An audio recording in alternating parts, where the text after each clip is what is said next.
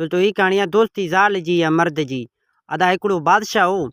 बादशाह पाण अल्लाह पाक आहे, पर ही भी दुनिया जे हिकिड़े टुकड़े जो बादशाह हो। उन बादशाह जे शहर में एक औरत रहंदी हुई जंहिंजी बादशाह सां ॾाढी दिलि हूंदी हुई। हू पंहिंजे फ़रेब ऐं मकर सां बादशाह खे सची दोस्ती जो इतबार ॾींदी हुई। चवंदी हुअसि त मुंहिंजो साहब तो तां क़ुर्बान आहे। हिकु ॾींहुं बादशाह पंहिंजे वज़ीर खे चयो त वज़ीर, दोस्ती में ज़ाल ज़ात ॾाढी पुख़्ती थींदी आहे। वज़ीर अर्ज़ु कयो, साईं, दोस्ती मर्द जी, औरत खे दोस्ती जी कहिड़ी ख़बर त दोस्ती छा थींदी आहे। हिक ते बादशाह, ॿिए ते वज़ीर पाण में हिननि जो टकर थियो। आख़िर ॿिन्हिनि पाण में शर्त ॿधी अंजाम कयो त ॿिन्ही मां जेको शर्त हाराईंदो सो पूरा 6 महीना पलंग ते न सुम्हंदो। बादशाह वज़ीर इहा शर्त रखे। पहिरियां बादशाह वज़ीर खे चयो त ज़ाल जी दोस्ती आज़माइजे। सो वज़ीर खे साण करे आयो उन औरत जे मकान ते। अची उन औरत खे चई त सॼी बादशाही मूं ते नाराज़ थी पई आहे। इरादो कयो अथनि रातो की रात मूंखे मारे वज़ीर खे खणी तख़्त ते विहारींदा। सो हाणे बादशाही त वञी खॾ में पए, पर सिर थो वञे। हाणे भलाई कर, राति मूंखे पंहिंजे घर में लिकंडे, सुबुह जो पंहिंजो बिलो पाणी मां कंदुसि। औरत जा आवास ई गुम थी विया। चई बादशाह सलामत, वाह जी तुंहिंजी दोस्ती आहे। पाण त मरी थो, पर मूंखे तो माराई। सॼी जहान खे ख़बर आहे तुंहिंजी मूंसां दोस्ती आहे, तंहिं करे हू मारण वारा तोखे हिते बि ज़रूरु ॻोल्हण ईंदा। सो साईं मुंहिंजा हितां खिसक। वज़ीर ॿाहिरि लिकी बीठो ते हिननि जी सॼी ॻाल्हि ॿुधे वरिती। जॾहिं बादशाह नाउमीद थी मोटी आयो, तॾहिं वज़ीर चयुसि त बादशाह सलामत, यारी हमेशह मर्द जी हूंदी आहे, ज़ाल जी कहिड़ी यारी। हाणे मूंसां गॾिजी हल, ॾिसो त मर्द कीअं थो यारी निभाए। मुंहिंजा 3 दोस्त आहिनि, हिकु अजम, ॿियो चोर ऐं टियों फ़क़ीर। हली था उन्हनि खे आज़मायूं। बादशाह उहा ॻाल्हि क़बूल करे हिन सां गॾु रवानो थियो। बादशाह वज़ीर जॾहिं हजम जे घर वटि पहुता, तॾहिं बादशाह ॿाहिरि लिकी बीठो ऐं वज़ीर हजम खे सॾु कयो। हजम निकिरी आयो, वज़ीर खे भांकुर पाए अची मिलियो। पोइ ख़बरूं पुछियईं त दा हिन वक़्तु कीअं अचणु थियो आहे।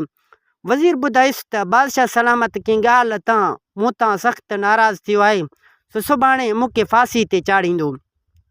दिलि में ख़्यालु कयुमि सुभाणे मौक़ो मिले या न मिले, तंहिं करे रातो की राति यारनि खां मोकिलाए अचां। हजम उहा ॻाल्हि ॿुधी वज़ीर खे चयो त साईं, परवाह न कर, मां रोज़ानो सुबुह जो बादशाह जी ॾाढ़ी बणाइण वेंदो आहियां। सांझी महिल पाकी तिकी करे रखंदुसि, जो सुभाणे रुगो बादशाह जे गर्दन ते रखण जी देरि थींदी। न बादशाह हूंदो, न तोखे फांसी ॾींदो। हाणे तूं भली वञी मज़े सां निंड कर।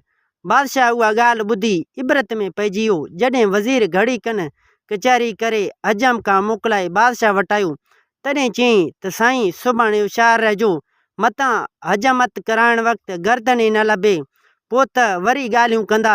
चोर जे घर ॾांहुं रवाना थिया। चोर जी दर ते पहुची बादशाह वरी बि हिकिड़े कुंड में लिकी वेही रहियो। वज़ीर अची चोर खे सॾु कयो। सॾ ते हिन अंदरां ई सॾ जो जवाबु ॾिनो, पर ॿाहिरि कोन निकितो।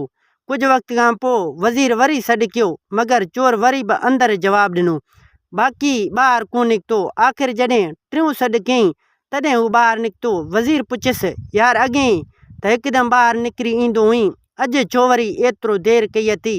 तॾहिं चोर ॿुधायुसि त यार, अॼु तूं अवेलो आयो आहीं।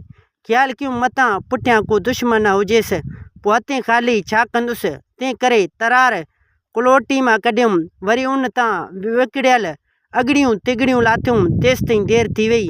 हाणे हुकुम, तुंहिंजो सिर बि मुंहिंजो हाज़ुर आहे, हथियार बि हथ में आहे। वज़ीर चयुसि त अॼु ख़ैरु कोन्हे, बादशाह सलामत मूं ते ॾाढो नाराज़ थिए पियो आहे। सो सुभाणे मूंखे फांसी चाढ़ींदो। उन करे चयुमि रातो की राति यारनि खां मोकिलाए अचां। तंहिं ते चोर चयुसि, अदा ॻाल्हि बि एतिरी, मूंखे रुगो एतिरो ॿुधा त राति जो बादशाह किथे सुम्हंदो आहे। राति राति में सिर थो लाहे अचांसि, पोइ सुभाणे न को हूंदो बादशाह नकी तोखे मारींदो। हाणे वञी ॿिए खुटको थी सुम्ही रह। वज़ीर चोर खां मोकिलाए जॾहिं बादशाह सां मिलियो, तॾहिं चयईं त बादशाह सलामत, राति जो ख़्यालु करे सुम्हिजो। चोर आहे मुंहिंजो दोस्त, मुणंदो असुल कोन।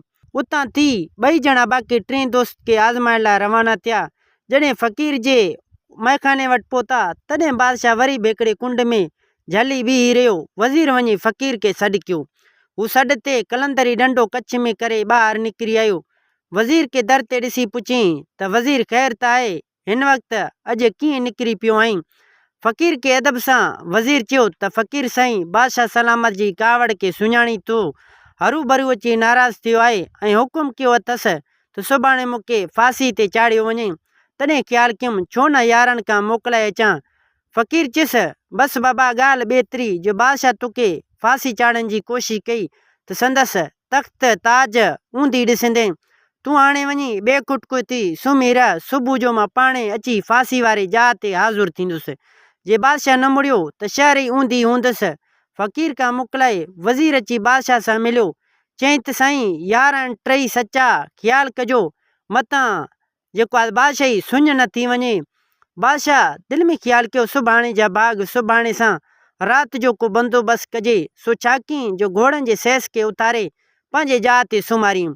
उनखे ताक़ीद कयईं त निंड हरगिज़ न कजां न त सिर सलामत न रहंदी। सैस घणी टार कई, साईं मां पंहिंजे हंध ते कीअं सुम्हां। पर बादशाह चयुसि तोखे हुकुम मञणो आहे। पोइ हू 100 सिपाही पंहिंजे हंध ते पहरेदार बीहारियईं। पाण वञी सैस जे हंध ते सुम्ही रहियो। चोर बि हओ मओ टारे अची बादशाह जे मालात में पहुतो, पर सख़्तु पहिरो ॾिसी मुंझी पियो त हाणे छा कयां। सॼी राति उन ताड़ में रहियो त कंहिं तरह पहरेदारा कुझु गाफ़िल थियनि त पोइ वञी बादशाह जो सिर लाहे अचां। आख़िर जॾहिं असुर थियो तॾहिं पहरे वारनि खे निंड जा गेरहट अचणु लॻा। हीउ मुड़ुस बि वजह वठी पहरेदारनि खां लिकी आख़िर वञी बादशाह जे पलंग ते पहुतो। यकदमि कढी तरार ठका जो खणी कयईंसि। सैस जो सिर धड़ खां जुदा थी वञी पलंग खां हेठि किरियो। पोइ हू लिकी मालात खां ॿाहिरि हलियो वियो। सुबुह जो बादशाह अची ॾिसे त सैस जो सिर धड़ खां धार लॻो पियो आहे। तॾहिं धणी जा शुकराना कयईं जो पाण बची वियो हो। दिलि में ख़्यालु कयईं वज़ीर जो ही दोस्त वाक़ई कंजर सूअर निकितो।